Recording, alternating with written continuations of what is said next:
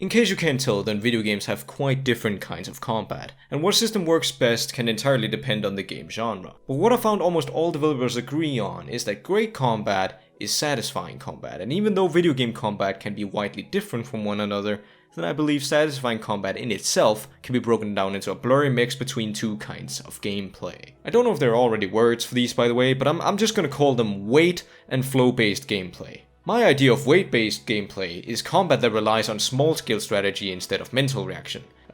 Dark Souls, Monster Hunter, For Honor, Sniper Elite are all games with heavily weight-based combat. But the idea behind this combat type is that you can't just use your reactions to fight. Winning requires a bit of mental planning, even if you don't notice it. Like in Dark Souls, you can't just hit buttons to instantly attack and flee. There's weight in both your character and your foe, and your attacks and your body is much slower than your mental reaction speed, which is actually a lot like real-life sword fighting and boxing. Compare that to this Windwaker example from earlier, where the attack response to a button press has been made near instantaneous, and this is to make the combat simpler for younger demographics. But this weighty combat is what makes it satisfying for older players, because if they get their planning and prediction right, like in real fighting, then they will get rewarded with what I call an oomph response. It's a physical response from the game that confirms that the player has landed a weighty attack. This oomph response can take many forms, like a hefty sound effect, an enemy getting staggered or even sent flying, a screen shake, or even a finishing move for the enemy, but it's quite a big subject and something that I would like to talk about in a video of its own.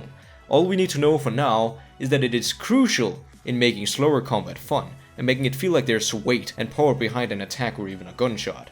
The second combat type is what I've called flow gameplay, the reason being that it strongly resembles some actual game theory known as flow theory. So do you remember how I said weight-based gameplay relies on small-scale strategy instead of mental reaction?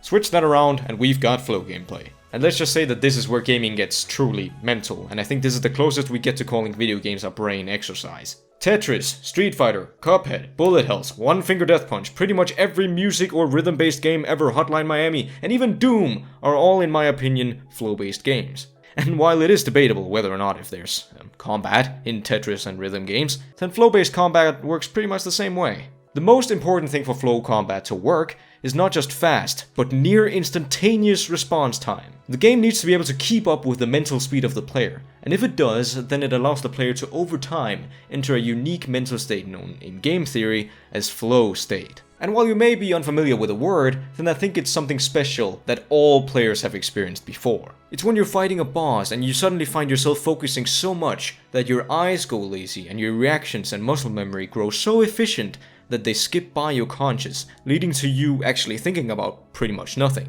And even though it sounds like the gaming equivalent of becoming a zombie, then it feels amazing overcoming a difficult challenge this way, because you feel almost superhuman doing it. Even though it can occasionally lead to some frustrating moments that I like to call the snaps. And you've probably also had this moment, it's when you snap back to reality like if you were under hypnosis and start thinking normally again. And it's almost always like a don't think about the fact that you're breathing moment. Because you realize you're starting to think consciously again, and then you think, I should stop thinking so I can keep playing well. And now you're obviously thinking, and now you're losing, and it's a bad time. But anyway, these were the two different types of gameplay that I think exist in every satisfying combat system ever.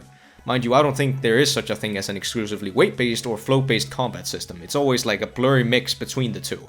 And the difficulty as a developer, I think, lies in creating the perfect blend for your specific game. I'd also like to remind you that I haven't been specifically educated in a lot of game theory. The only stuff that I knew from elsewhere was the stuff about flow state. But except that, then pretty much everything said in this video are theories and conclusions that I've come to, as I love playing video games and I love analyzing them and the building blocks they're made of. So if you have anything you'd like to say or any theories and ideas of your own, hell, even if you want to disprove mine, then I'd love to hear them, so please, feel free to write them in the comments. But anyways, thank you all for watching this short little rambling video, and I'll catch you on the next one. Peace.